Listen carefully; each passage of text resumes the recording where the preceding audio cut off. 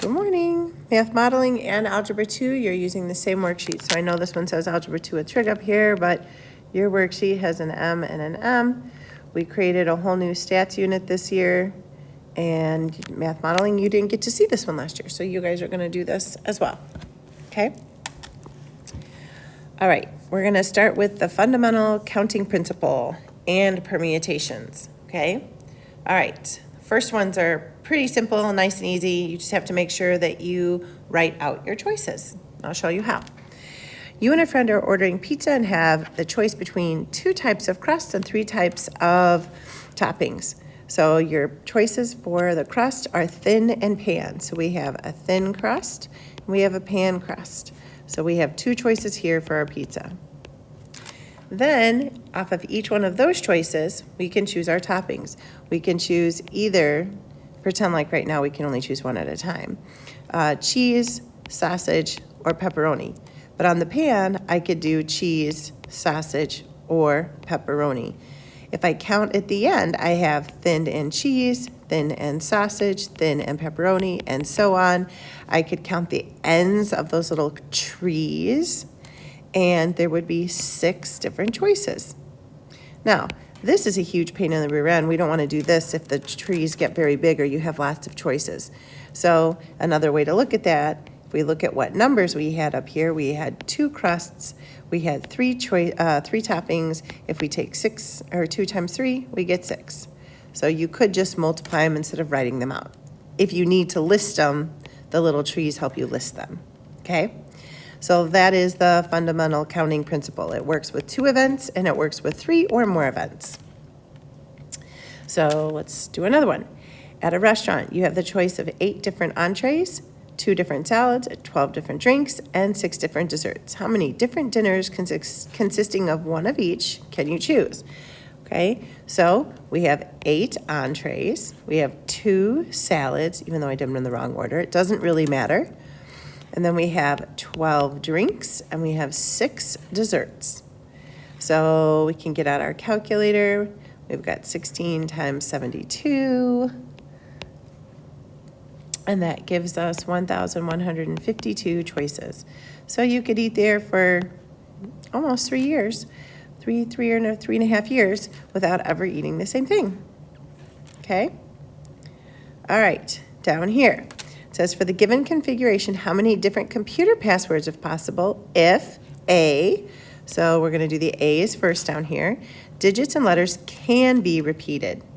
Okay, so we have 4 letters followed by 2 digits. So 1, 2, 3, 4, and 1, 2. It's easier to draw this one out sideways than make a tree.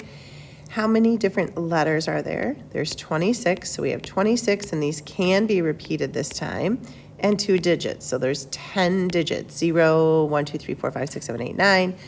So if we multiply that one out, we get 45,697,600. Then it says we want to do this one. We have 5 digits followed by 1 letter. But also the digits and the letters can repeat. That was restriction A. So we're doing... This should really be like 1A and 2A, and then this is 1B and 2B. Okay, so we've got 1, 2, 3, 4, 5 digits followed by 1 letter.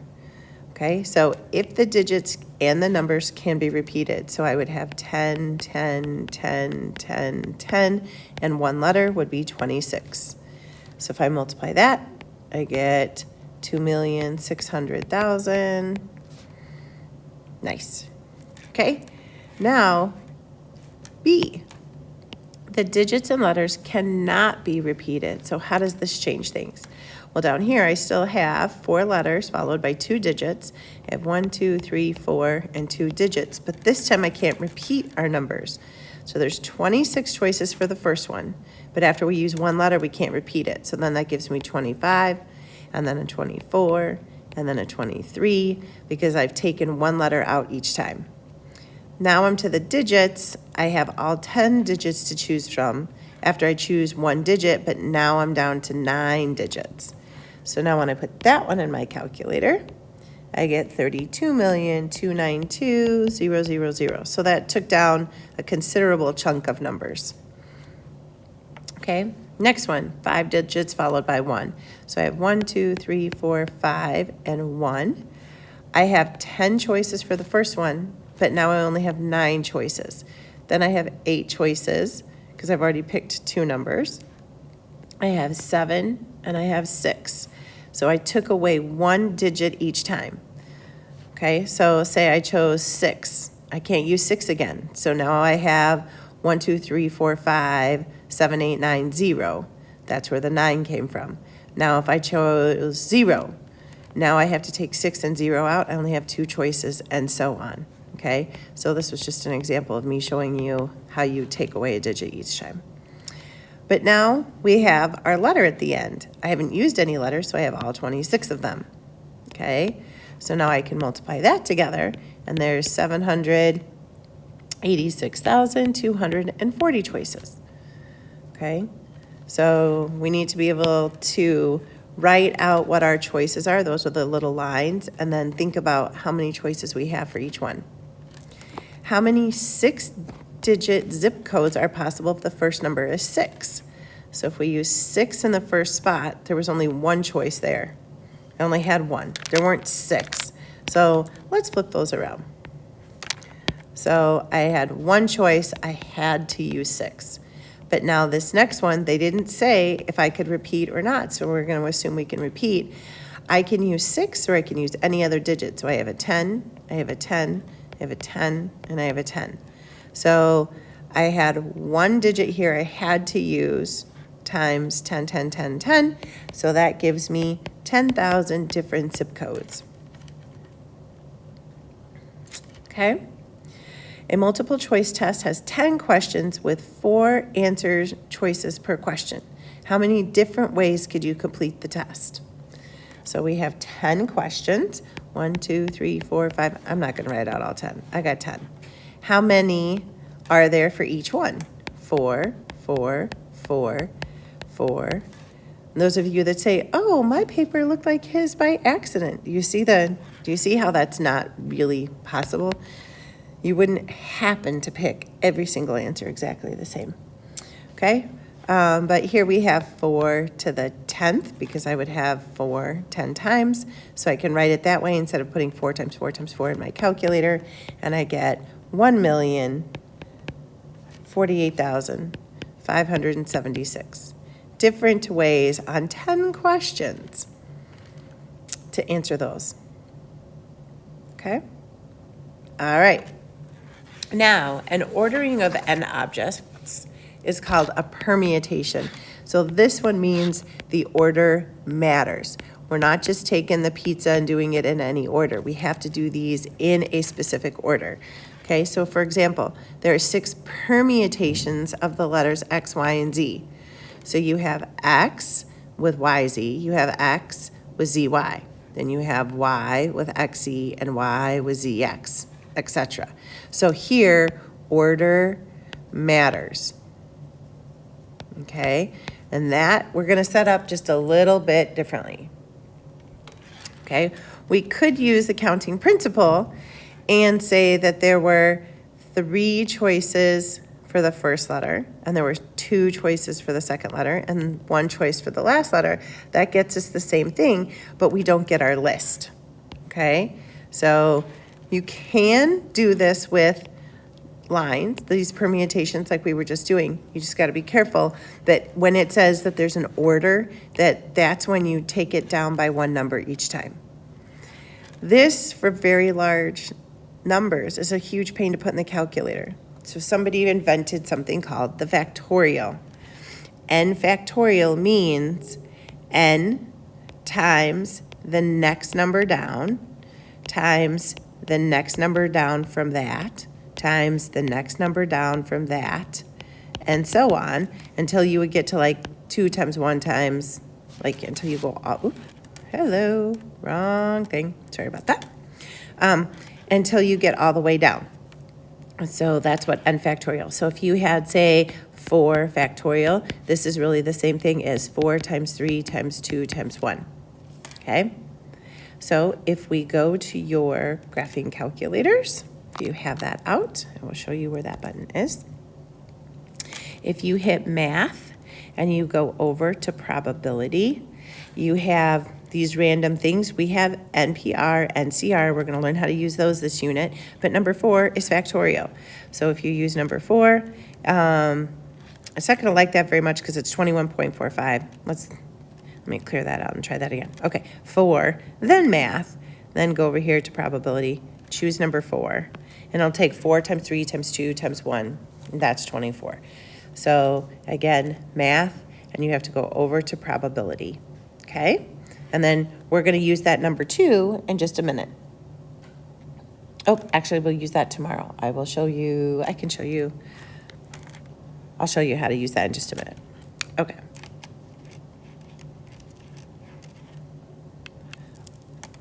Okay. How many ways can you arrange 5 books on a shelf? So they want you to arrange them how many ways. So it's not just 5 books on the shelf. It wants to know the order. So when you have an order, you have 5, and then you would have 4 left, and then you would have 3 left, then you would have 2 left, then you would have 1 left. Okay? So you're taking all 5 things and you're putting them in order. We don't want to take 5 times 4 times 3 times 1 in our calculator, so we're going to go 5 factorial, and I get 120. Okay? This thing is called a permutation, and you could use that NPR. It will make more sense if you wait until we get to we're gonna do the NCR as well. But if you wanted to use that button instead of the factorial, the N means how many things in your group. So this is just the number in your group. And then the R means how many do you want to use. So in this case, you would hit 5, then you would hit math, go over to probability, choose number 2, that NPR button. And when it brings you back to the screen, you're going to use all 5 books. So you want all 5 books in your group to be used. If you do that, you also get 120. But it's a little faster just to hit the factorial button. Okay? How many ways can a coach write a baseball lineup if there are 9 batters? So you have 9 people for the first one, you have 8 people for the next one, so you have all the way down. Well, this gets a little tedious to write this all the way. You know you're going to go all the way down here. 5, 4, 3, 2, oops, missed 1.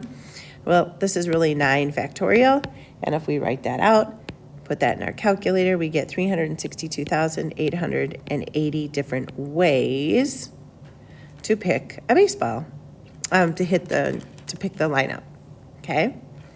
All right, so let's look at arranging letters. How many ways can letters be rearranged in a word? Well, this is order matters because I have to make 7 letters in a row, right? So we have 1, 2, 3, 4, 5, 6, 7. I have 7 letters in Panthers. So I would have 7 factorial because I have 7 ways for the first one, 6, 5, 4, 3. You get the pattern here. So 7 factorial is 5,040 ways to rearrange the letters in the word panther. It didn't say to make a word. It just said rearrange the letters because there would be not very many ways to rearrange those and get an actual word. Okay? All right, senior, 1, 2, 3, 4, 5, 6. So we would have 6 factorial because we would have 6 ways for the first one, 5 ways for the next letter, and so on. So when I do 6 factorial, I get 720 ways. Okay? But what happens if we can't distinguish or tell apart some of the pieces in our set? Okay? So the number of distinguishable permutations of n objects where one object is repeated q times, another is repeated q sub 2 times, and so on. What this really means is these words down here. You wouldn't be able to tell the difference between the first M and the second M when we're rearranging them. So what you do is you multiply or factorial how many numbers there are, or letters there are. So there's 6 letters. So we have 6 factorial, but then we have to divide by are repeats. There's 2 m's. So I'm going to divide by 2 factorial because that's really taking our m's and not being able to tell the difference between what they are. Okay? So I have 6 times 5 times 4 times 3 times 2 times 1 divide by 2 times 1. You really could put this in the calculator with parentheses and just do this, 6 factorial parenthesis divide by 2 factorial. Or if you wanted to make it a little shorter, when you have repeats, sometimes you could cancel those off and you would really then only have 6 times 5 times 4 times 3. It's up to you. Do you want to type those in, or do you want to type 6 factorial parenthesis divide by 2 factorial? Up to you. When I multiply those out, I get 320. Waterfall. I have an A that repeats. I have an L that repeats. So I know I'm going to have to divide by 2 factorial and 2 factorial. I need to see how many letters are in water, 5 and 4, so 9 factorial. So this one, you probably don't want to use the cross-out method because you might make a mistake. But what you do need to be very careful of is that you put parentheses around the entire bottom. Okay, so 9 factorial divide by, over here I put parentheses on top. It's just a habit for me to always put the top and the bottom in parentheses, but it's really up to you. This time you really only need it on the bottom. Okay, when you put that in, you should get 90,720. Practice that, because if you're not getting it, you need to figure out in your calculator what you need to do in order to get that answer, because that is the correct answer. Okay? All right, let's try Illinois. So Illinois has 1, 2, 3, 4, 5, 6, 7, 8 total letters, but you have I, so I would have to divide by 3 factorial for the indistinguishable I's. I can't tell the part between those. I have 2 L's, so I'd have to divide by 2 factorial for my L's, and the rest don't repeat. Okay, so again, this is one where you would want to put this in. You don't want to have to write that out and reduce your fraction. Just put it in the calculator. Okay, so 8 factorial divided by 3 factorial times 2 factorial. When you put that in your calculator, you get 3,360. Okay? All right, this answer key is posted in the daily screenshots. If you need to come back to it, if you want to rewatch the video, you can rewatch the video and you can start your homework.